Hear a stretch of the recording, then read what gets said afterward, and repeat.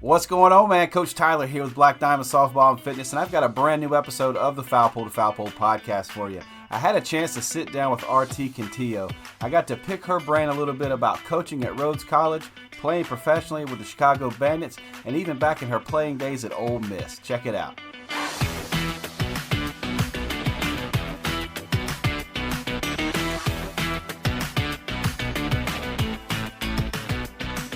All right, Coach, I appreciate you joining me. I know we've been talking a little bit in the past, and we're able to finally sit down and do this thing. How are you doing?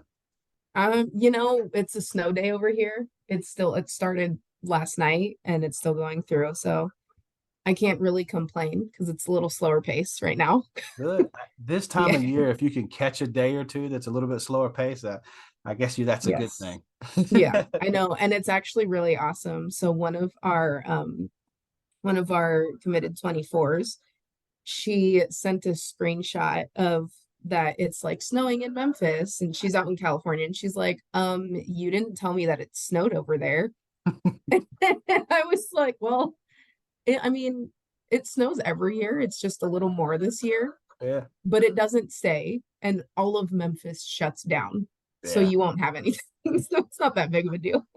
yeah. I spent some time up in Maryland, and it don't matter how much snow Maryland gets. They're just like, all right, let's go. We're going to keep going. Yeah, If it's we get a crazy. dusting around Myrtle Beach, if we ever do, or if it Uh-huh. freezes, it shuts down. There's nothing going on. But yeah, I know Yeah, you're it's busy, and nice. I did want to have you on so we can talk a little bit about sort of what you've got going on right now, whether it's at Rhodes, whether it was with Last Line Defense. There's a lot that you've got going on. You got your hands in a lot of different areas. So tell me right now, what are you most excited for leading into the spring? Um, Honestly, it's almost this season is kind of almost like a fresh start for us. And I say that in a sense of, so last year, um, we was our first year kind of taking over or taking the reins for road softball.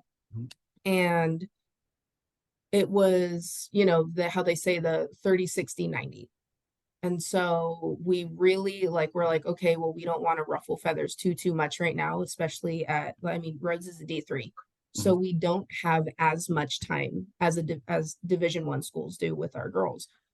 So we didn't want to run them off um that quick. And I say that quick because with the new coach, like the kids that are on the team now, they didn't recruit us as coaches. Right. So, and that's why I say, we didn't want to run them off that quick. But um, so this year we're kind of excited about a fresh new start and like a culture reset or a culture shift. Yeah. But yeah, I think that seeing where we're gonna be going this season will be a nice little indicator of how things are gonna start. How do you go about helping the student athletes balance between high level academics and playing high level softball? um it's honestly it's kind of, I'm not gonna say it's easy, it's just a little easier being at a high academic school, just because usually they make, there's the chicken again, sorry. I love um, it.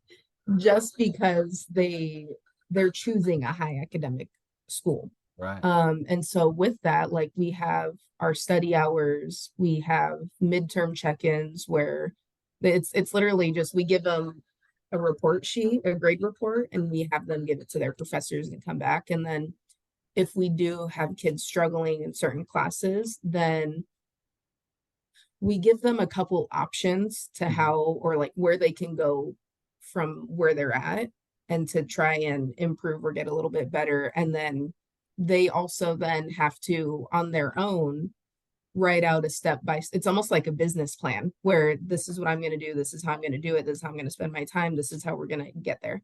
Yeah. So we make them write that and give it to us. But so like we unfortunately have a couple kids that are really struggling after this first semester.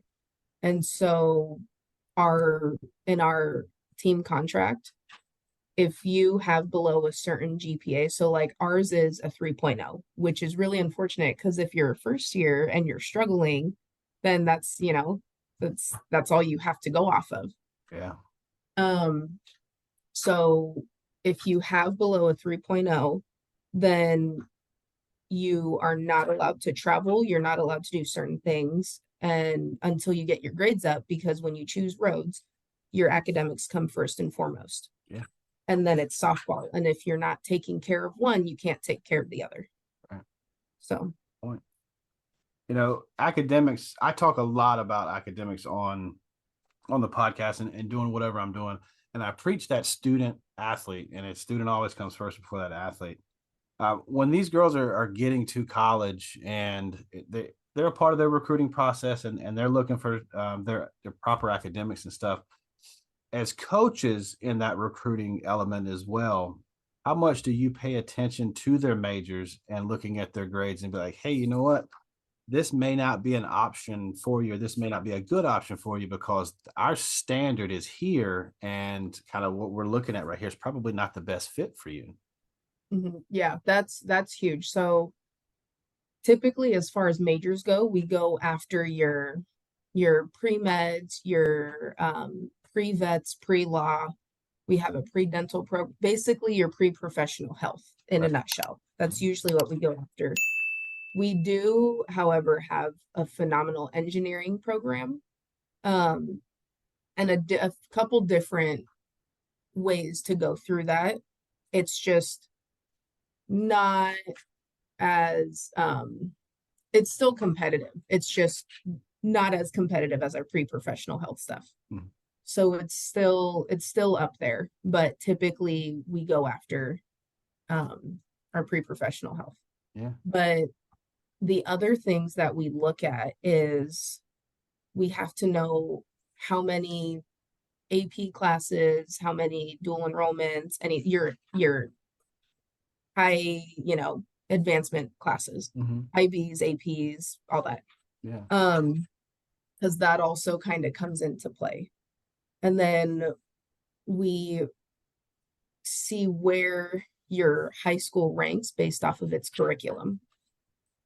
So that's the big one. I think that might not be something that everybody understands and gets, that the school you go to and the classes that you take, it's not a matter of the grades that you make. You've got to be taking the right courses too before you get to right.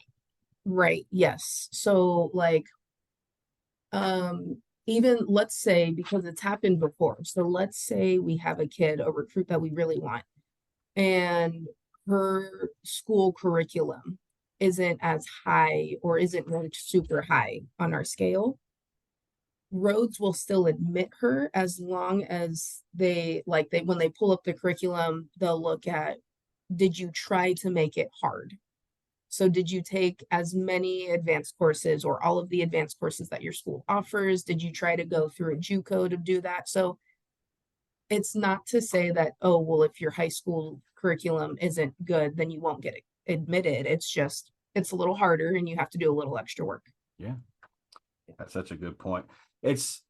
Every time I talk to the coaches, I always want to kind of get their day to day in season and out of season, so that people actually truly have a perspective of what coaches do. And I know it's everyone is unique.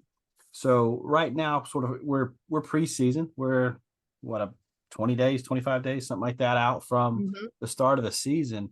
So kind of take me through right now as these girls are finishing up some academic stuff, finals and whatever they have going on. You're getting more onto the playing field and stuff like that. Take me through, a normal day for you guys, and then take me through, a normal day that's in season as well. So as far, is this like overall as a team, what we normally do? Just whatever you guys are doing, schedule wise, when you guys meet up, you got study halls, academics, practices, just whatever. Yeah. Sorry, I'm looking at this because I have my calendar on my phone. I was pulling it up just to make sure that I don't mess it up. So actually this fall was really awesome and a lot better. Last year, well, actually, let me rewind that a little bit. They had passed, I believe it was Prop 11, which meant that we had 8 more days of practice. It jumped up base. Mhm. It was really awesome. And we don't have a time frame to get it in. So not this past fall, the 22, fall Mhm. 22. We had 18 days to practice, essentially. I believe it was 18. Anyways, and we had to get it like fit it in within 5 weeks, 5.5 weeks. But it was mandated that we have like 1 week off, that they don't do anything. So basically how fall used to go for us was in August, like late August, people start coming on campus, or Mhm. mid-August.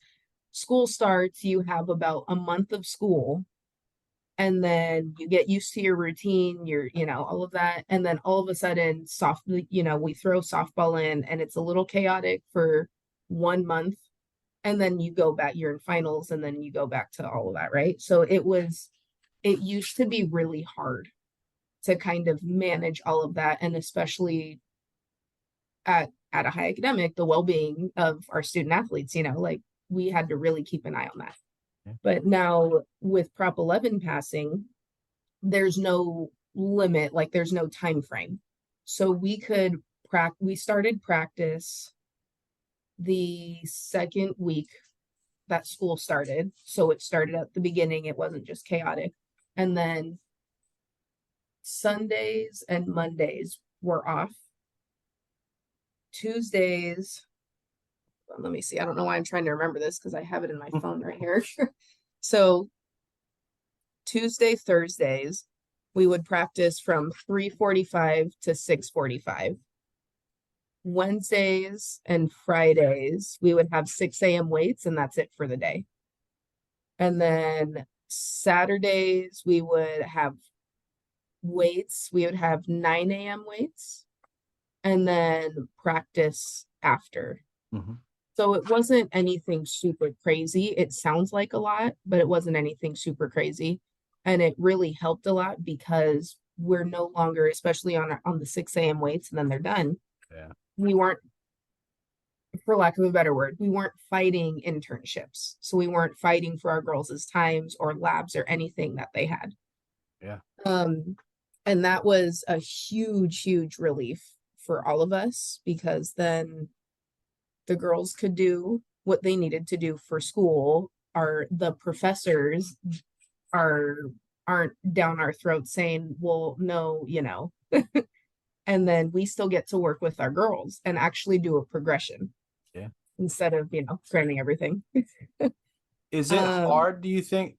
Is it hard to get all the players there at one time at a practice? I mean, do you um have them there all the time, or is it something that, we onesies and twosies are at really clinicals and stuff? so thankfully the hospitals are like 15 minutes from Rhodes. And so clinicals really weren't that big of an issue with us. I think there was only maybe 3 that showed up to practice a little late, but when it's a little like literally like 20-25 minutes late, and then they jumped in. So this fall worked out great. I can't speak for the future or what that's gonna, mean, but this fall it was awesome. And then if they did, because there were a couple days where we only have one senior, and she's pre-med, so she has her, internship and all of that going on. But so there were only a couple days where she was like, hey, I have this to go to, like I have to get this done. And we're like, awesome, yeah, go do it. All we ask of them is to set up like a 30-minute one-on-one or 40-minute one-on-one to kind of make up for that time, or just to go through what we need to go through. Did you think, take me back to when you were 10 or 12 years old and you were playing the game, and it was nothing but fun, that you would get to this point and now you're coaching at Rhodes and you're trying to manage all this, you're trying to help nurture and mentor and bring on these young athletes and stuff, and then here you are. No, I had no idea. I don't know how Yeah. you do it. I mean, we were talking before we started recording this, and you've got to, you say you're not that busy, but you got to, you got a lot of, I guess you call it pots in the stove or whatever Yeah. that saying is. I mean, I just, for me, I love getting to talk to you guys, and especially being able to talk to you because you've kind of been there and you've done that, and then now you're at this level where you're coaching and you're also running camps and clinics, and you've got your company that you're running too. You're focusing on outfielders. You got a lot going on. I mean, what gives you this motivation? Like, where do you find this passion from? Like, what fuels this? Um, Honestly, I think at this point, it's just all habit. Like, and I could not imagine myself doing anything other than softball, but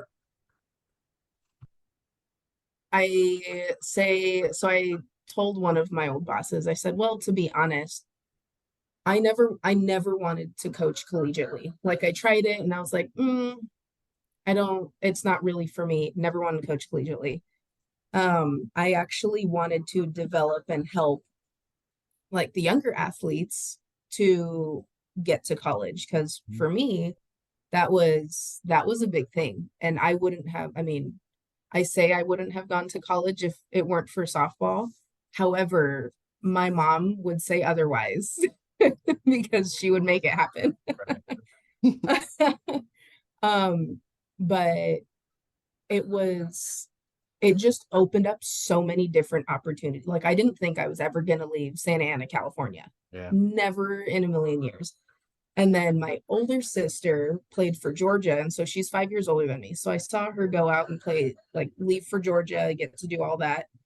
And I'm like, dang, that would be really cool. Like I can do something. Mm-hmm. And so just to kind of circle back to the whole camps, clinics, all of that. Um, I guess really that I don't, like I said, it's all habit, but I guess it kind of just boils down to it's just so ingrained in me to want to help athletes that genuinely want it. I say genuinely want it because there are some that say, "Oh yeah, I want to do this," and then they have other things that kind Going of through the motions. yeah. Um, I don't know. but just to show those athletes that there's so much you could do with the sport. Like Yeah. you could go out of the country and play if you wanted after. Like there's almost no limit to it. Yeah. I love the popularity of the sport. I love the growth of the sport. And I talked to Coach Tony Rico not too long ago, and we were Uh-huh. talking about the progression through the last few years. And he said it and too. He's like, man, Tyler, if me and you had the money, there would be, a professional league, however, how we had to do it, whatever we had to do to make it work, we would put the money into it and let's get it done. I Yeah. absolutely love the sport and I love the game. I do want to ask you about your recruiting journey because Hmm. every journey is unique. And talk to me a little bit about the ups and the downs that you had to go through because these young athletes that are listening to this and parents, maybe their situation is similar to yours and, look where you ended up.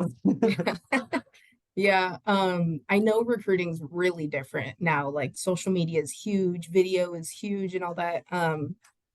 When I was being recruited, I am honestly not sure how many colleges actually had softball at that point, but I played for Marty Tyson. Mm-hmm. Yeah, so I, he's I know Marty. so and I always say, Marty made me as an athlete. I always had the little competitive edge, but as far as like development and all that, Marty made me. Um, and then I actually finished out with Rob Weil when Rob and Bruce were still coaching together with SoCal Athletics. Wow.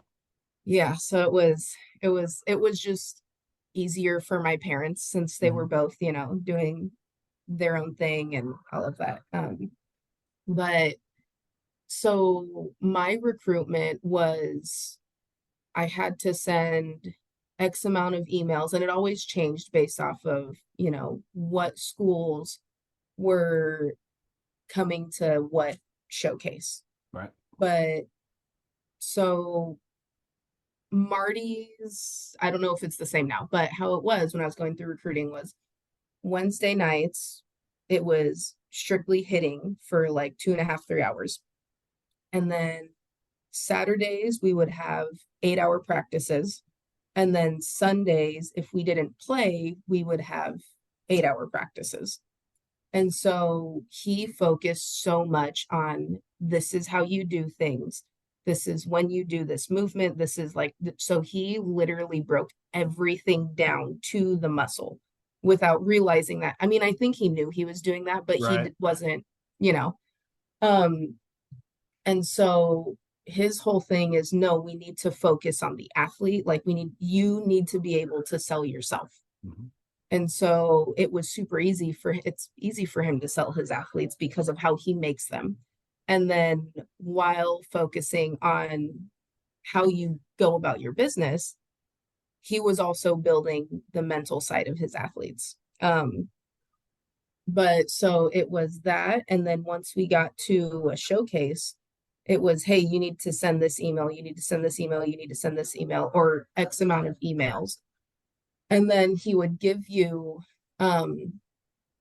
so like, let's say 3 schools mentioned me or were like watching me that weekend. He would ask for their cards and then he would give them to us and say, these are the schools that asked about you. You need to keep up with them. It's not on me anymore. And so that's pretty much how our recruiting went. And then obviously it was they invited you to out to camp and you would go out there. Unfortunately, I wasn't able to make any camps because we just didn't have the extra money for that laying around, especially with my older sister at Georgia. So, but that was pretty much how I went through recruiting. It was very like you train, you perform, and then you follow up. Yeah. Yeah. But I mean, I feel like today it's not too different because you train, you perform, you follow up. Yeah. It's just a different delivery. Yeah. You're right. And you see it from the coaching side of it, the recruiter side of it. Um, these girls are doing it somewhat the same, but a little bit different. And like we had talked before we started recording about the camps and stuff. It is important to get in front of those coaches if you can, but college coaches also understand that it could be impossible for that to happen. What is the best way for an email to jump off at you personally? I know that subject line is almost like a thumbnail, if you will. It's like, okay, Mm-hmm. right now we're looking at 2025s. So I'm looking for whatever a 2025 catcher utility or whatever that's going to jump off. So what's some things that you could kind of tell some of these athletes that for you personally, this is something that I would do, or this is something that I look for in an email?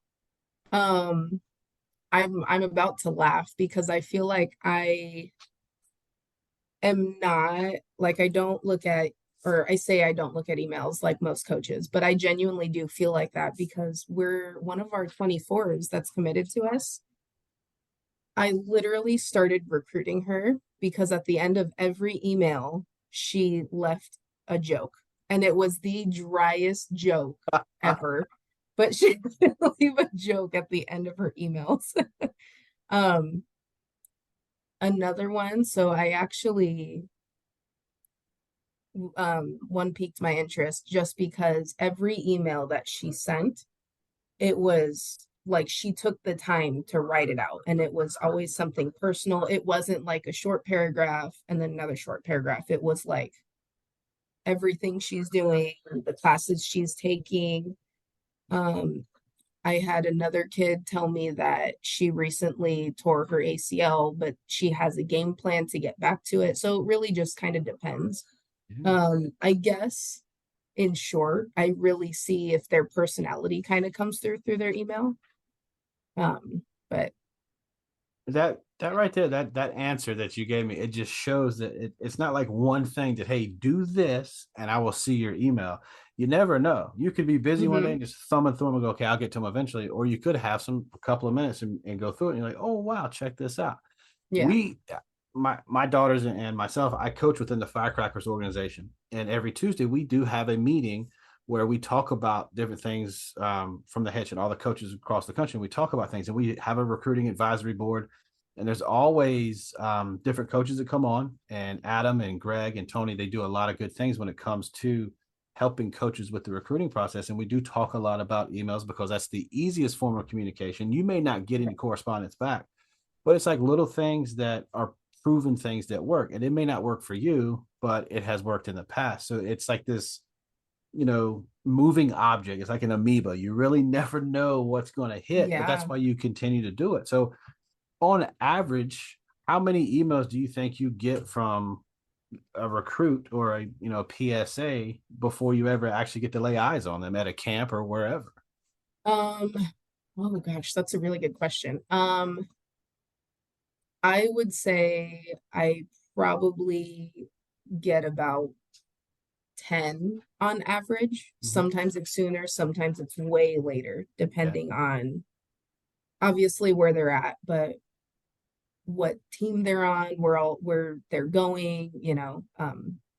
But yeah, I would say on average about 10 emails. And that's not even me, like some of them I don't reply to Mhm. because and I don't know if some other coaches have told you, but like for us, sometimes we won't reply even if we're interested, only because we're like, okay, how long will it take until they email again? Or how interested is this recruit? Or So even if I do reply, it's like, like, are you really pursuing Rhodes, or is this just a copy and paste email? yeah, Um, such a good point, RT. I swear that's such a it's, good point. but yeah, so sometimes not replying really is like they're seeing if this athlete checks a box. Yeah. Because it's one thing. So of course we all want, the athletic kid, the kid that, is wowing everyone and super flashy. But at the same time, you can get that kid and be really stoked about it. But what happens when a a storm rolls through for them when they're here and they're like, ooh, I am not sure that this is really what I wanted. Yeah. So, it just depends. Like you going back to, it really does vary on Mhm. emails and all of that. Yeah. There's not this recruiting thing, man. There's a lot of luck involved. There's a lot of persistence involved. Mhm. There's a lot of hard work involved. And then you can find someone, hey, I sent one email right before I was coming to a camp. They liked me at a camp. Before I knew it, there was an offer and we kept working and boom, that was it. That doesn't happen all the time. I mean, No, very rarely yeah, does that ever happen. So stop thinking that you're going to be the one that it happens to and right. go through it. I mean, stay consistent with it. I think that's today I put out a little podcast daily talking about be consistent. I think that's what you as coaches look at too, is like that consistency, like you were saying, like how many of these are you going to Mhm. send me before you stop getting, before you start getting tired of sending these emails. But Right. Yes. Yeah. it is, you know, And that even goes for after you get that, like after you get that offer, are you still going to stay in touch, or are you just going to get the offer and be like, awesome, and then kind of turn the other way? yeah, and hold that 'Cause- offer and then go somewhere else. Okay, I got an offer from Rhodes now. Let right. me see what else is going to offer me. Right. Yeah. Well, you got to play some college ball back in your day, and you were pretty doggone good at it. Take me back to your college playing days. Tell me, give me something that it will always stand out in your mind during your playing days at the collegiate level. um, so I actually had to write something down because I don't normally like to talk about myself. It's And I'm hard, like, isn't it? haha, okay. I hate doing it too. Um, um, so I will say hold on. See, this is why I have to write this down. Big thing, I will say the big thing that I will never forget is when we beat Florida at Florida too. Mhm. So when I was sold on Ole Miss as my class will be the building blocks for the foundation that is to be. That's So I was sold on a foundation at Ole Miss. And so it was we went through the trenches. I'll just say that. We went through the trenches on trying to turn a program around just collectively as a team. yeah. And so I remember beating Florida. I believe it was my junior year. Florida at Florida. It was either junior or senior. Honestly, I don't remember details. I'm just like, yeah, we beat Florida. Um, and then the other thing that I will never forget, there are two things. One was when I went to go do a sneak, but these are completely, you probably wouldn't think that anyone would remember something like this or that it would stand out. I went to go sneak bunt. Don't remember who we were playing, but I went to go sneak bunt, and the pitcher was throwing a rise in. So it nicked my bat and smashed, like hit me right here. And I didn't like wearing face masks. So I chose not to wear the face mask on my helmet Mm-hmm. because I felt like I couldn't see. Mm-hmm. So it hit me right here. And it was almost like I felt it, but then I didn't. And I was just bent over, and I feel a trainer like run, like, touch my back. And I have never stiff armed someone so much because there's so much adrenaline going, and I'm trying to make sure that it keeps going so I don't feel my face. Yeah. So I like stiff armed her, and I was like, don't touch me. And I stood up and I was like, I'm okay. And I turn around, and I looked fine. And she's like, can you see me? Am I blurry? And I'm like, no, no, no, I'm good. And so I ended up finishing my at bat, finished the whole game, all of that. The following week, we were playing Arkansas. So this was my senior year. The following weekend, we were playing Arkansas at home. And um, earlier that week, I don't know if you know who Coach Pooch is, Mike Pernicero. Mm-hmm. Yeah. But so Coach Pooch just kind of asked me like, hey, are you like, are you interested in playing softball after you graduate, like after college? And I did kind of one of these because I had no idea there was professional softball. And so I was like, that sounds really cool. Like, yeah, sure. And so I was like, okay, okay. And so next thing like I'm going through this week, and my roommate asked me, like, hey, what did you eat for lunch? And this was maybe 2 hours later. And I kind of looked at her and just couldn't remember anything. And she's like, I think you have a really bad concussion. And I was like, no, no, no, I'm okay. Like, I've been going to workouts, I've been going to classes, like I'm okay. And she's like, no. So I had to take the impact test again. I scored 30 points lower on everything. And I just started like breaking down because I'm like, oh my gosh. Because I was told that the MPF commissioner was going to be at our series against Arkansas to see if it would, like, if I was up to par with putting my name in the draft. Yeah. And so I like broke down after I took the impact test. And then the doctor like looked at me and he goes, you've been going to, like, have you been getting headaches? And I'm like, no, I feel fine. Like, I feel fine. And he had me sign something saying that I had been doing everything already. And, like, I am not showing the normal symptoms of having all of that. And he's like, okay, because the only way that I'm going to let you play in this series is if you sign this waiver and you check in with us twice a day. Yeah. And I was like, okay, I can do that. But yeah, so it was, I ended up being fine and playing, but I was like, wow, I almost did not Yeah. get that chance. Like, she would have left if I wasn't on the field. Yeah. But yeah, I will say those are the two things that I remember from college. Well, luckily for you and for us, for that matter, you did make it and you did play professionally. Tell us the difference Yeah. between playing professional ball and playing collegiate ball. Um, man, I want to, I'm relating it to having your own business. So when you work for a company, everything's laid out, it's structured. They want you to do this, they want you to be here, they want you to do this, this is how you do it.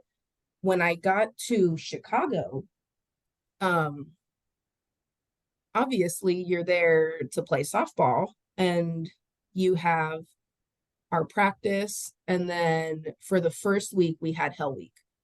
So it was practice and then immediately to work out, and they were all great but equally horrible. You had your speed days, your power days, and then your endurance days. And honestly, as much as I love power days, that one always got me. Like we had hard workouts in college, but I have never had a workout that after that, I literally sat in the car and I was just like this. It's Put you in zombie mode. Yeah. And Elisa Goller was driving, and I looked over and I was like, I'm so glad I'm not driving. Just but I say it's like owning your own company, because you have to be so disciplined with what you not even just need to do, but what you want to do. So like my little note that I put down was, it could be as intense or as laid back as you want, based off of how you spend your time. Yeah. So they give you they provide or provided, I don't know what they do now for Athletes Unlimited, I'm assuming the same thing, but they provided us with like a gym membership, all of that. We had cages that we could go to, and then they did like lunch with a bandit or stuff, like just different things around the community. So it was really awesome. But you could you could spend X amount of hours in the cage and then go to the gym or do this, or you could go check out Chicago on your free time and see Wrigleyville, which I did that. But then I was like, all right, if I'm going to do this, that means I have to do this tomorrow. It was like a give and take. Yeah. So, but they weren't kidding when they said, no, the game does change a little bit. It's a lot faster. It's a lot more intense. And especially when you're playing with, I don't know if Tammy Williams, she's not in softball anymore, but she's like, yeah, she'll yell at you in your face if you mess up, and I bet you won't ever do it again. And it happened to me once, and I was like, never again. It's like, don't worry. You got the chance to play with some of the best athletes in the world when you were in Chicago. Mm-hmm. Talk about like how different that is when everybody you're playing with and against are at the peak of the peak of the peak. Yeah, they don't skip a beat. Like, they do not skip a beat. It's like Brittany Cervantes. She spent almost every day in the batting cage with Black Betty. And I remember going up to her and I'm just like, how do you hit Cat Osterman? Like, how do you hit Cat Osterman? And so she like adjusted something, and it literally it was her curve, and she goes, you need to hit where the ball's going to be. And it sounded easy. It sounded so easy. And I'm like, all right, cool. And whiffed so hard. And so it's I would say probably the most important thing was you had to be next level with your reactions and with your vision training. Yeah. Because you could be so stellar at the collegiate level, but then you get to the pros and you're like, oh, I have to I have to do something. Yeah. Because this college ball was great and challenging, but it's nothing compared to, because that's all they want. They're like, no, I'm here for softball. And they obviously they were assistant coaches, they were in grad school, they had their other jobs. Yeah. But I mean, to me anyway, it seemed like they had all of these things, and then softball kind of then became that I don't, this is where I'm going to be. I don't have to worry about that. So it was almost like um it was strictly just for fun with a ton of competitiveness thrown in there. Yeah. So it was like they were just going through I like to say it like travel ball when you find out or when you figure out that you really love the game, you're like, oh my gosh, this is fun. It's like they got to feel that all over again. It was almost a reset. Yeah. So it was, yeah, they were all completely next level. I Well, was just so happy to be there, and I'm like, I'll figure it out. I'll find out. well, that's it's funny that you relay it back to that same feeling of travel ball because there are different levels nowadays. I know I love rec ball and I wish rec ball was still around. Rec ball has a place, and I think it's just kind of going away. There's really nowhere that they're teaching that where it's so much, it's just all about fun and the kids are playing and they're doing something. Now it's sort of like this traveling rec. And then you have this Right. really uber competitive, you know, top of the line type organizations and coaches that are, like the Alliance or the PGF and stuff like that. These are the kids that are getting identified by the Power Fives and stuff like that. They continue to Mhm. play up in to that higher echelon of competition. Talk about how much competition is that driving force when it comes to trying to figure out what school you want to go to, because there's JUCO, there's NAIA, there's D3, D2, and D1. There's a difference between the two. The gap has gotten smaller, but to play college ball, you have got to play some competitive level stuff in your Right. travel days, or you're just not going to make it because the game is going to go by you. Right. Yeah.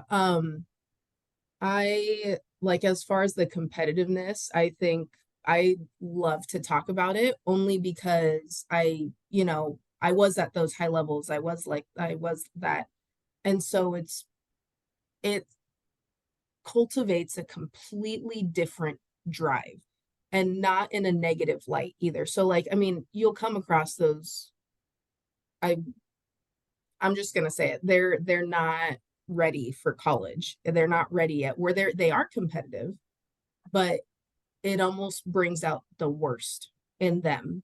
And then it becomes a cancer because then, oh well, I should be playing this instead of no, if I and we always talk about, how if someone is playing in front of you, you want to use that to drive you Mm-hmm. like fire me up, but also fire me up, you know? And so it's a very thin line when you ride strictly just competitiveness alone. And I feel like I went a different direction than what you were going, but I'm going to continue. um, because it could be the greatest thing in the world, but if you don't know how to manage through that feeling, then you could tear apart a team. Yeah. That is a great point because you'll have a team of say 10 or 11 ball players at the 10U 12U level, and Mm-hmm. they're really good, they're competitive as heck, but then when they get up into that 14U and a little bit higher, maybe even 16s or high school level, then it rises up a little bit more because now it's like, wait a minute, there's a Colorado Sparkler, there's a PGF, Mm-hmm. there's the Alliance. Okay, now there's teams right there that would thump us, and we think we're great on our level, our little region, or doing whatever. Right. But man, there are teams out there that's rocking 16 players, and they're all at this different level because they've been doing this level.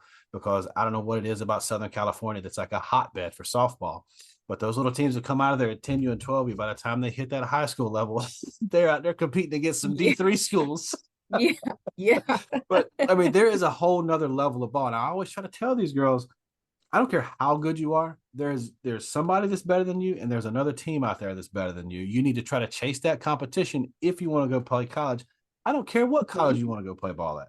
Go play the highest level of travel ball you possibly can so that you're ready for it. Right. Yeah, absolutely. And I know, like, for instance, last spring, Wallace State beat Auburn I think they beat LSU, but they beat a ton of Mhm. like high level Division 1 teams. Yeah. And then all of a sudden you're like, holy cow, where did this JUCO come from? Yeah. So there really is a lot to say about really look and going back to, is this the school you really want? Because did you really look into it? Did you see how competitive our conference is or how competitive our schedule is? And do you fit that? Yeah. There's there's so much that goes into it. And I do this whole podcast thing just to either help parents, help players, or help coaches understand that, man, I know you know a lot about the game. You wouldn't be in the game if you didn't. But there's so much more that you don't know. There is so much that I don't know. That's why I talk to people like you, because you've gone through this experience and you see it from this angle. I can't see it from your angle. I never will be able to see it from your side of things. I'll never get your perspective on it. That's why I ask you these questions. And that's why this stuff is popular with it. It could be when the cleats come off. It could be 7 innings. It could be any of these softball podcasts. Listen to them and listen to these people talk about it, because they've either lived it or they're living it right now. And like, listen to RT talk about her playing days compared to, maybe just 10 years ago to where it is now. It changes and evolves. And if you're a coach from 20 years ago, Right. you've got to evolve too. Social Yeah. media, you mentioned that earlier. Social media has changed. It wasn't a thing when you were going through and getting recruited. No, I mean, I actually, so Twitter, I don't know if it was the year they, you know, um, Twitter whatever. I'm so sorry. I'm trying to find words right now and my brain's going ping, ping, ping. But so like 2012, mhm. my teammates were like, "Oh, RT, do you have a Twitter?" And I'm like, "What the heck is Twitter? What is this?" And so they actually made my account for me. That's why my handle is RT Chuck, because Mhm. I'm who they made it for me. um, but so Twitter was out in 2012, Mhm. potentially 2011, 10, all of that. But that's Yeah. when we knew about it, right? And that was like, I couldn't tell you what it was used for because I'm like, oh, well, what am I supposed to do? Like, you want me to tweet my thoughts? Yeah. I don't know. I'm good. Like, I'm good. And now a lot of like, that's if you're really interested in a recruit, I'm like, what have you tweeted? What have you liked? What are you, Yeah. like, what are you almost attaching yourself to on different things? So You can learn it's, a lot about their personality from their social media. yes, Sure. yes, yeah. That's I talk to my girls. I do coach a firecrackers team out here in Conway, South Carolina, which is a lot of miles away from the home base of the firecrackers. But I talk to the girls. We have our Tuesday meetings and we talk about that social media. We talk about different things. It's like, look, we have this big brand, and it could be the Bombers, it could be the Athletics, it could be whoever. But that's the big brand. You have your own small brand within that big brand, because we have a team that's a brand. So everything is a brand. And like you're talking about being a Mhm. professional, you start being a professional right now, because somebody's going to look at it. And you could be looking at a recruit and go, you know what? She's got some bad stuff on her TikTok, or she's got some bad stuff on her Mhm. Twitter. Like, I just don't want to bring this girl on. She could be the sweetest, most kindest person, straight A student, can hit home runs for days, but I just don't want her brand to affect my brand. And I'm just not Right. going to do it.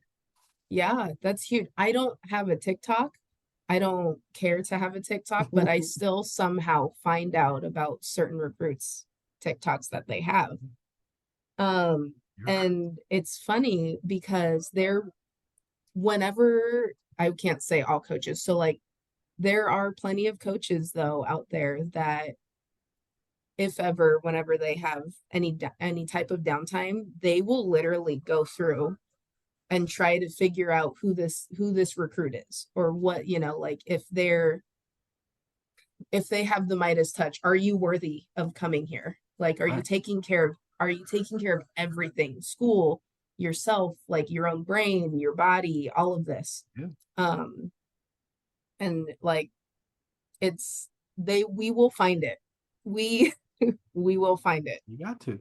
At the end of the day, these PSAs, they got to understand this is that coach's livelihood. This is their job on the Yeah, line. So they're going to yeah, make sure whoever they bring in, I want them there. And of course, some yeah, sneak through the it's cracks, of course, but still, it's tough. absolutely. But yeah, it's our little sacred. circle. Yeah. And you have to be, so it's a two-way street. You have to be worthy of coming in, and we also need to be worthy of taking care of you once you get here Yeah. in every aspect. Yeah. But That's yes, it becomes that you kind right before the season really gets going, and then probably the last week or two when the season sort of ends, it's like that's all you guys have. That's it's like you put that shell up and boom, this is us. During that recruiting process and stuff, you kind of let some people get a sneak peek of whatever you guys are doing, but boom, once the right. season starts, hey, we're locked in. This is us. I won't have any time to do any type of recruiting. I try every season, it never fails. I try, but then I'm like, nope, my brain needs a break. I can't. I can only imagine. I swear. I try to do as much as I can for the athletes that I have. And I have a few that they do have aspirations to go play at the next level. And then I have some that leaving the door open, they're 50-50. If it works out or if there's an opportunity, then maybe we'll look at it. But it's not like this die hard, I have to. And I tell the players, like, look, if I'm not the coach for you, or if you're looking for a higher level, I will do everything in my power to facilitate you getting on someone else's team. I know a lot of coaches, and if you want to play at a higher level than what I'm at, here, get out of the nest. You know what I mean? That's Yeah. kind of the realm that I'm in, but I'm just trying to learn. And I hope more coaches do like what you've said. It's just it's a process. Understand that it's a process, but we don't recruit 24 hours a day, 7 days a week. We have a Yeah. team that we No. have to coach. Right. Exactly. Yeah. And like I have a couple that I know for a fact I'm going to get emails from them, and it's a good thing. Like, I'm happy to get emails from them. I probably won't reply to them until like 3 weeks later, Yeah. if that, like the earliest. But kind of going off of that, and my brain kind of clicked when you said the word opportunity, because honestly, I know recruits have a lot going on during season as well, unless I say during season. Some play high school, some choose not to play high school, some play high school ball in the fall. Like, I know there's a whole bunch going on. But when during our season is almost their time to kind of get in our faces a lot more, because we're just going through. If we see the same name over and over and over again, we're going to open it, we're going to reply to it, we're going to do, like, we're going to look for you. Yeah. So I highly recommend recruits email and find their opportunity, or more of an opportunity, or anything like that during spring. Yeah. What's funny is that you mentioned about the name. I just did a video on how to write an email. And of course, there's more than a million ways to write an email. But my point to drive home in the video was get your name in that email as many times as you can. Of course, your email should have your professional name in there. So that's once. In the subject line, you need to have your name there too. But when you're going to send over an email, might as well put some video clips in there. So at the top of it, you put a couple of links. Make sure your name is in those links. And then when you send it, why not send them your profile sheet as well, just so they can have something quick to look at, as if they were going to a tournament, had it. So there's about 5 or 6, 7 different ways that they're going to see your name, and they see it so many times. So the next time you send them an email, that name is going to pop up. Just like you said, it's human nature. Be like, wait a minute. So it just continues to pop up. There's like little tricks and little things that you can do that might give you a competitive advantage. But at the end of the day, you got to perform when the lights are bright. Oh, yeah. I will say I do open every email that tells me that they've attached their transcript or their unofficial or a screenshot.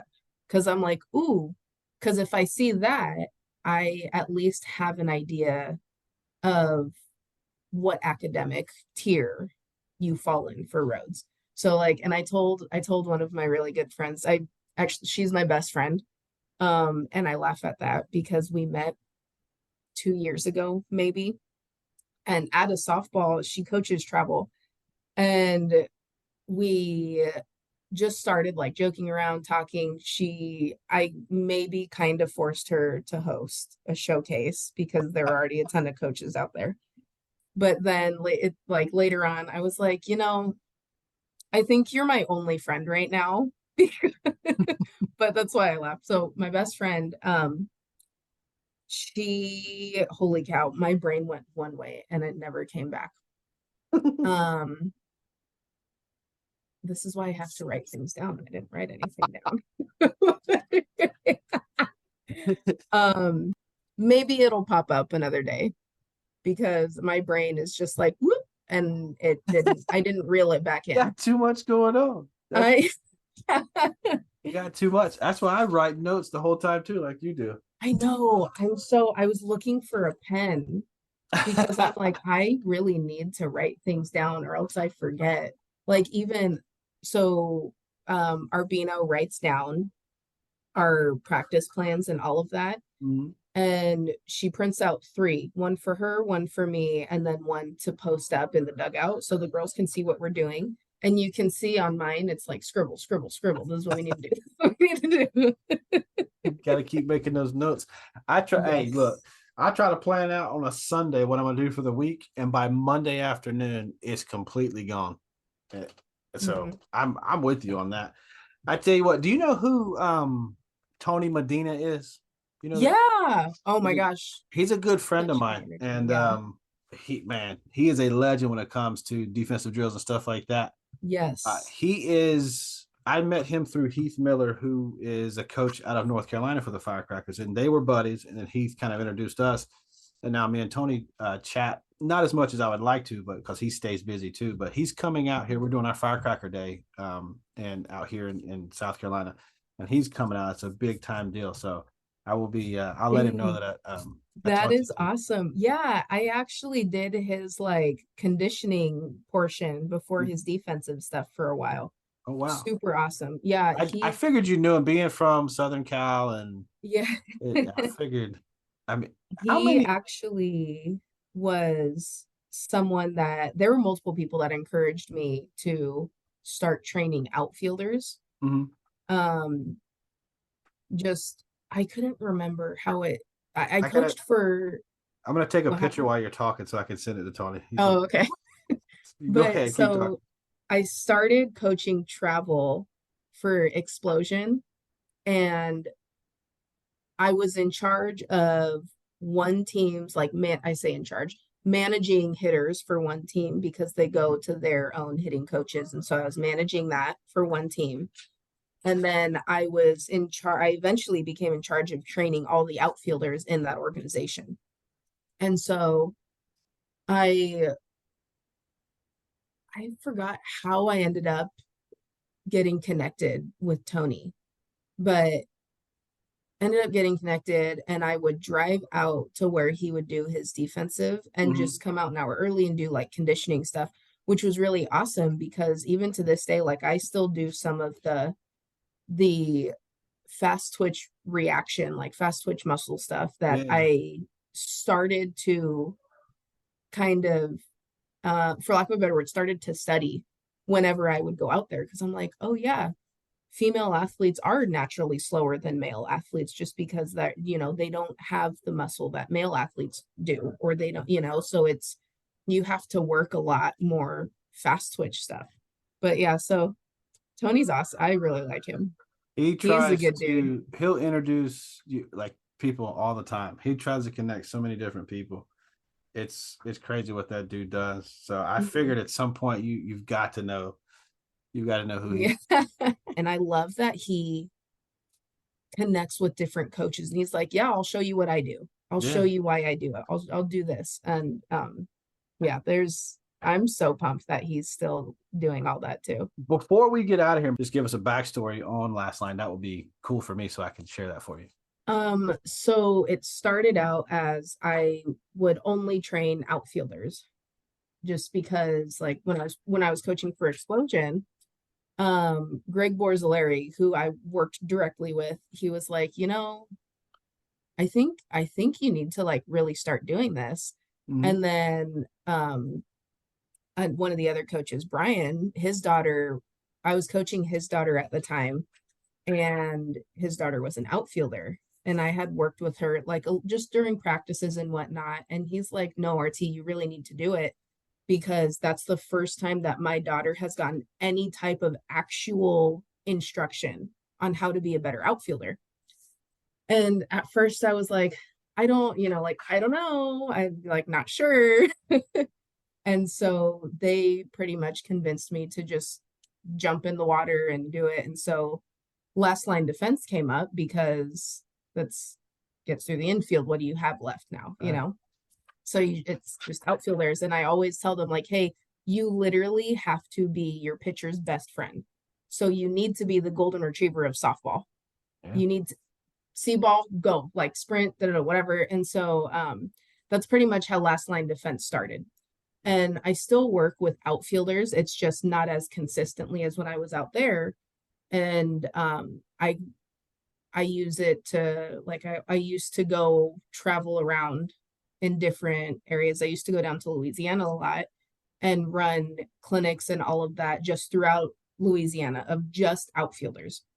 So it was really awesome. I don't do that anymore. But now, like, I'm gonna be doing recruiting stuff. I say recruiting. I'm not allowed to be a recruiter, Right. but like just bringing college coaches to a specific area that Right. I'm gonna go through there. Um, but yeah, so that's pretty much a summary of last line defense and how it started. That's what's and it sounds to me like it started organically, and that's why it's a success because it's nothing that was like forced. It's like, hey, there's a huge need for this because there's so much put on like outfield as a punishment or whatever. But man, if you can Right. start to get these kids understanding just by looking at a batter and you can get a read, just a little bit of a read, not like a huge tell, like we're playing poker here, but Hmm. you can kind of see, what the pitch is going to be, and you can kind of see how that batter is setting up or that swing, whatever, and you can get a half of a first step. It makes all the difference in the world.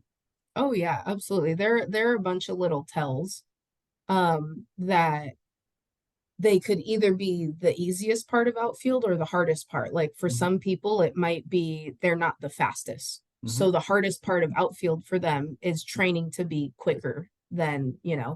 or training to be almost a half a step faster than, someone who is just naturally faster than them. Yeah. But yeah, so it's a very meticulous way of training, but it's it's worked. My outfielders cover a lot more ground now. How much do you love the game of softball? What does softball mean to you? Ooh, that's a good one. So I feel bad because sometimes I don't know how to answer it. Mhm. Um, honestly, I I can't really place how much the sport means to me, but I've tried, I've tried to, like, oh, well, I'll see if I'll try this career. I'll try this career. Because I was one of those that I only ever wanted to be a pilot when I was growing up. And so, and I wanted to be in the Air Force. So I wanted to be a pilot in the Air Force. That was my goal. That's what's up. And I talked to the officer and he asked about, like, oh, well, do you have any medical conditions? And I said, yes, sir. I'm epileptic. And he looked at me and he goes, you could never be in charge of a single person. Like, no, at this time anyway, no military branch will ever take you. Like, I'm sorry, but we can't, you're a liability. Right. So that happened my freshman year in college. Um, and so after that, I was like, this is cool. What do I do now? You know? Um, but so after I graduated and all that, didn't really know what I wanted to do. And I was like, okay, well, I know, like, I can study up on how to train athletes and different athletes and all that. And then after a while, I'm like, okay, well, I'm gonna go on an interview for this job. I'm gonna go on an interview for this job. I'm gonna just kind of get a feel for different things. And I kind of put softball, like push softball aside a bit because what they tell, like, oh, you can't do softball for a living. You know. And to be fair, it wasn't my parents that told me that. It's just like people in passing are like, oh, you can't do softball for a living. But whenever, and there was a job that I took, and I kid you not, we did one day, and they asked, it was getting to know you, like getting to know the new team, because I want to say there were like three of us that they had hired. And so we did this getting to know your team. And after that session, I immediately went up and I said, I quit. I can't, like, I'm sorry I wasted your time, but I can't do this. Talking about getting to know your team and all of that, it will never, for me anyway, it will never make me feel how the sport made me feel. Yeah. And so that was like, I don't know how to explain it, but that's about how I would sum it up. So I've never looked back. I've never looked elsewhere. Like, no, because I literally don't see my life without softball. That's And powerful. not that that's like, I don't want that to come off like unhealthy or anything. No, Because no. I could totally see that could be. That's some powerful stuff though, man. But That's the passion. It truly yeah. is. And And you even can on see it. days that are really hard, I'm like, Yeah. it's it's better than doing something I don't love. I feel it on a smaller level than that. I've never played the game. I was in the Marine Corps from 2002 to 2012, and I didn't get into it until my kids were old enough to start playing. So I think my oldest one now, she just turned 16. So she started playing when she was like 5. And then my middle child, she started playing when she was like 4. And then I got Mhm. my youngest one that's 10 that she don't even play. But I was like, you know what? I'm jumping into it just like they are. And Mhm. it got to a point too where my middle one was like that. The only thing me and you ever talk about is softball. And I was like, wait a minute. So I had to back off a little bit, but they get it, man. I do the hitting lessons and stuff like that. I do the Yeah. podcast, and I'm just trying to learn as much as I can. And they love it too. It's funny. They'll ask me, who do you have coming on this week, or who are you talking to this week, or they love it. But it's something I had to learn how to separate it from them because this is my own thing, and then Right. they have their own thing. But I don't know what I'd be doing right now. I swear. I mean, Mhm. you go from And being you go from being a Marine to now here we are. You were talking about like back in like 2012, 2011. I remember I was in this little town called Korean Village, and I had to get Facebook. I didn't know what Facebook was, but I had to get Facebook because I had MySpace. I had to Mhm. get Facebook so I could see pictures of my kid. So that's how I ended up getting Oh. Facebook. So that's how my Uh, Facebook journey started. I think it was back in 2011. nice. So I don't know when I got Facebook, to be honest. But real quick before I forget, because we both know that'll happen. Um, so that instance when I quit my non-softball job, my quote unquote real career, real job, exactly. um, that was the third time that something like that has happened. And so my first time is I was like 11 or 12. And one day I looked at my mom and I said, I don't want to play softball anymore. Like I want to experience what a kid is like. Like I want to go to I miss all of the sleepovers and I miss all of da da da whatever. And she looked at me and she goes, okay, but you're not going to sit around and do nothing. So you need to pick another sport. We just won't be as competitive with it. Yeah. And I said, okay, cool, I'll play basketball. So she signs me up for YMCA basketball. And the first weekend, so I had already been to it like maybe 2, 3 times, right? To a practice. And the first weekend, we're driving to practice and just kind of looking out the window and I see a softball field and I go, Mom, I want to play softball again. Like I miss softball. She got so mad at me because she's like, are you kidding me? We just signed up for YMCA basketball. Tryouts had already just passed. And she goes, you know what? You can play softball again, but you have to wait until summer because you're going to finish out YMCA and then we'll find a tryout that's happening. But we're not doing this back and forth. So you have to pick one. And I'm like, okay. That is um, awesome.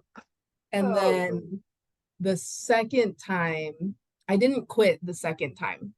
So it actually happened when I was in college, and it was my sophomore year, and I was probably just going through a sophomore slump, but it kind it kind of dominated my life. Like I was struggling with classes and everything.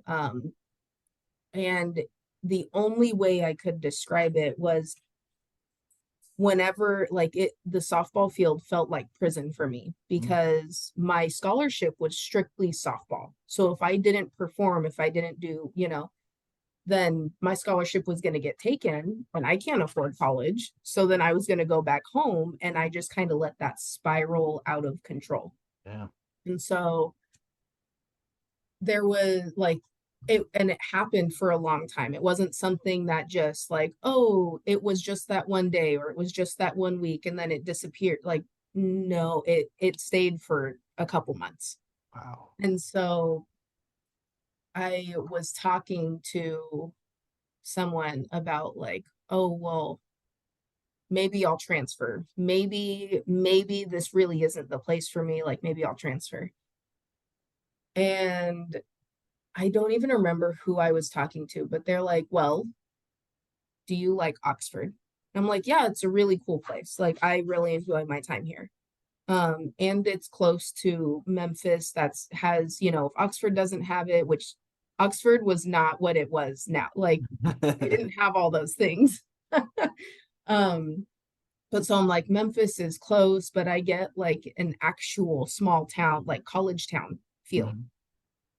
And she said, okay, do you like your friends outside of softball? And I'm like, yeah, oh my gosh, I love them. They're great.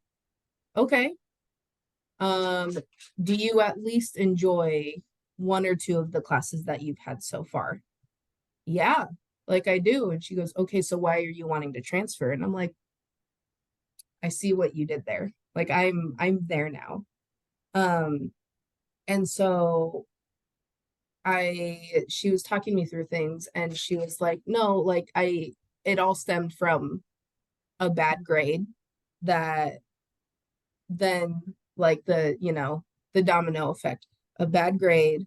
I got into an argument with one of my friends and then things got a little weird. I was struggling with softball and then it just like spiraled out of control to where I was like, maybe I'll just leave. Like, let me, I'm going somewhere else. But once I kind of like peeled some layers back, I was like, oh, have I have no problem with softball. I just didn't know how to control my emotions when I didn't do as well as I want to or like had trained for or anything like that. I love Oxford. I love the area. I love the people. My friends are really great. I'm really enjoying my classes. So it was a very slow, like it was almost a reality check. Like, hey, you have to figure out how to solve this and you have to work from the first step. So it was that career, me quitting my real job was the final like, yeah, I don't think I couldn't see my life without softball. And you know what? There's a lot of girls that either they're in college or getting into high school and they get to that it almost might be like a burnout moment where it's just like Mhm. you could have a bad grade or whatever, maybe an argument, a bad couple of days at the office, and it's like, okay, well, why do I even play this game anymore? And then you start trying to look at everything, and you're just like, I'm out. It's Mhm. That's a real organic feeling that a lot of girls. I hope more and more they're able to talk about it Right. from your experience. It's like, look, it's not as bad as you think. Just take a step back and reassess everything that's going on and see if it is truly that bad. Now, if it is, of course, you got to take your proper steps, but Right. kind of get out of the situation a little bit. That's big. Mhm. I'm glad you mentioned that. So Yeah, I mean, I have no I talk about it often because when people talk about burnout or like they're not sure about softball anymore, I'm like, okay, well, why? What's really going on? Like what's really happening? Without, because I'm not a therapist. I'm not trying to be a therapist, but So my little sister one time, she was playing for Grand Canyon and she's like, you know what? I think I'm depressed. And of course that's like a huge like, whoa, hold on. Um, and so I'm like, okay, well, what happened? What's going on? And she kind of broke it down for me and I'm like, okay,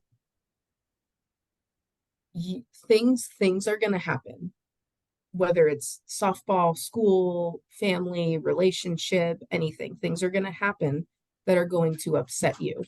And when they upset you, you have to let yourself feel it and acknowledge it. But if you just kind of let yourself sulk in that, like, this isn't great, and seep into other aspects of your life, then yeah, I've been there.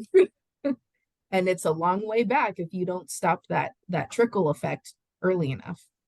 Um, so I always like I'm really grateful for Rhodes. They bring in a sports psychologist every Monday, and I know they're trying to get her to be full time, but she has her own practice. Yeah. So, but yeah, they actually are really good about offering different avenues for not even just athletes, like just the students in general, because It's a lot, man. it's yeah, and having to navigate through maybe a feeling that you've never felt before, or like a different level of a feeling that you've never felt before or that you've had before. So it's I we talk about, hey, you got to train, you got to do this, you got to do this, you got to take care of your academics, but you really do need to kind of manage the emotional side of it. And then once you do that, honestly, it makes you a better athlete too. Like I couldn't tell you how much that helped me after once I figured it out, where I was mentally in a good place. And so I was like, yeah, literally nothing can tear me down now. Like I got this. That's a great feeling to have too. As bad as it feels like you're just like looking up and it's just like it's all bad. Once you get over that a little bit, it's such an amazing feeling. I know what you mean. I've been there. Yeah. You know what? These student athletes, they're getting away from mom and daddy for the first time, and it doesn't matter if they live Right. right across town from you.